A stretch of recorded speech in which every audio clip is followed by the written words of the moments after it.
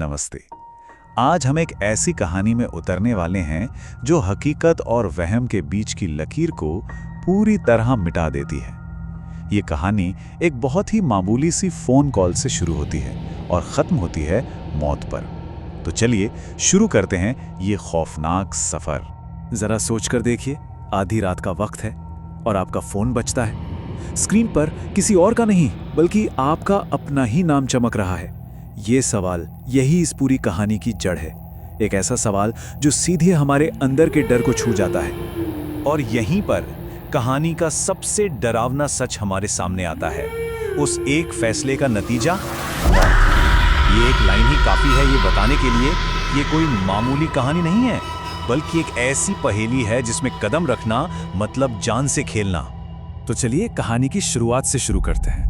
एक अनहोनी कॉल जिसने एक बिल्कुल नॉर्मल सी रात को एक ऐसे सच में बदल दिया जिस पर यकीन करना नामुमकिन था। तो हमारी कहानी का मेन कैरेक्टर है अमन। नोएडा के किराए के फ्लैट में रहता है अकेला। आईटी में जॉब करता है, वो भी नाइट शिफ्ट वाली। और हाँ, उसका ये अकेलापन और देर रात तक जागना, याद रखिएगा ये दोनों बातें आगे चलकर इस कहानी में बहुत बड़ा रोल प्ले करने वाली हैं। टाइम हो रहा था रात के 2:17, 15 जून की रात। और यही वो पल था जिसके बाद अमन की जिंदगी वैसी कभी नहीं रही। ये सिर्फ घड़ी का एक टाइम नहीं था, नहीं, ये उसकी नॉर्मल जिंदगी का दी एंड था। और ठीक तभी ये होता है, उसके फोन पर कॉल आती है उसी के नाम से। अब अमन ने पहले तो यही सोचा कि यार शायद कोई नेटवर्क का ग्लिच होगा, कोई बग होगा, मतलब कोई खुद को कैसे कॉल कर सकता है, राइट। बस इसी कंफ्यूजन में उसने वो कॉल उठा ली और बस यहीं से असली डर का खेल शुरू होता है। फोन के दूसरी तरफ से जो आवाज आई वो एक जानी पहचानी आवाज थी। मतलब ये कितना अजीब है, आवाज तो अमन की ही थी, बिल्कुल उसी की, लेकिन कांप रही थी, डरी हुई, सहमी हुई। एक ऐसा डर जो अमन को खुद उस पल महसूस नहीं हो रहा था। सोचकर देखिए, अपनी ही आवाज में वो डर सुनना जो आपने अभी तक जिया भी नहीं। फोन से बस कुछ शब्द सुनाई देते हैं, एक वार्निंग की तरह। आवाज में इतनी ज्यादा घबराहट थी कि अमन के हाथ कांपने लगे।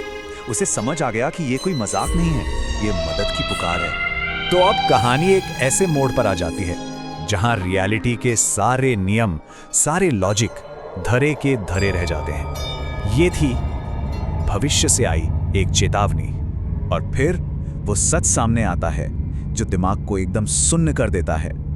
दूसरी तरफ से आवाज आती है, मैं तू ही हूं, 3 घंटे बाद वाला अमन।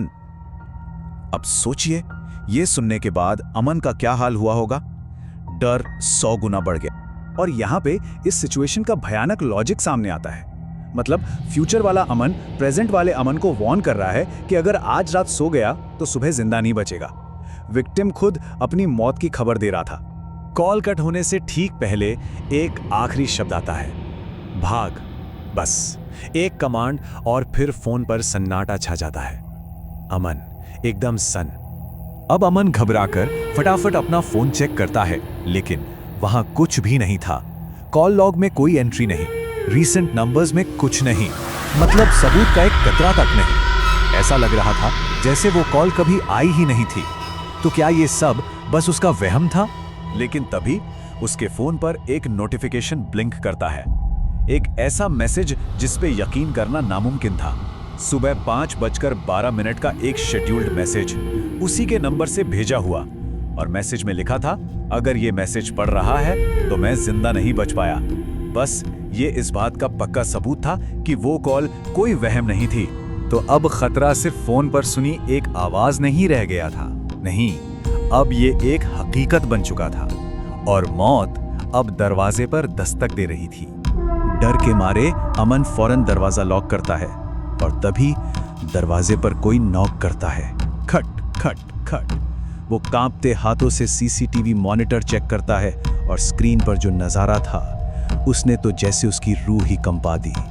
दरवाजे के बाहर वो खुद खड़ा था, एकदम शांत, बिना पलकें झपकाए। और अचानक सब कुछ अंधेरे में डूब जाता है। लाइट चली जाती है, सीसीटीवी बंद, फोन की स्क्रीन बंद, बस घना अंधेरा और मौत जैसा सन्नाटा। अगली सुबह जब पुलिस मौके पर पहुंची तो रात के खौफ की जगह अब ठंडे बेजान सबूतों ने ले ली थी। ये था उस सुबह का सच। पुलिस रिपोर्ट के जो फैक्ट्स थे वो एकदम सीधे और रोंगटे खड़े कर देने वाले थे। फ्लैट के अंदर एक डेड बॉडी मिली, मौत की वजह पता नहीं, लेकिन जो सबसे ज्यादा चौंकाने वाली बात थी वो था मौत का टाइम, रात के 2:17। जी हाँ, ठीक वही पल जब अमन को वो कॉल आई थी। लेकिन रुकिए, कहानी अभी खत्म नहीं हुई है। पुलिस को अमन के फोन से एक आखिरी क्लू मिलता है। उसके फोन के ड्राफ्ट्स में एक अधूरा मैसेज मिलता है जो कभी भेजा ही नहीं गया। एक आखिरी वार्निंग जिसमें लिखा था, अगर कभी अपने ही नंबर से कॉल आए तो मत उठाना। ये वो सबक था जो उसने अपनी जान की कीमत पर सीखा था।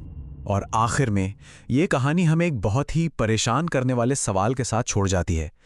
क्या वाकई भविष्य हमें बचाने के लिए इशारे करता है, या फिर कभी-कभी वो सिर्फ हमारी लिखी हुई भयानक किस्मत को पूरा करने के लिए आता है?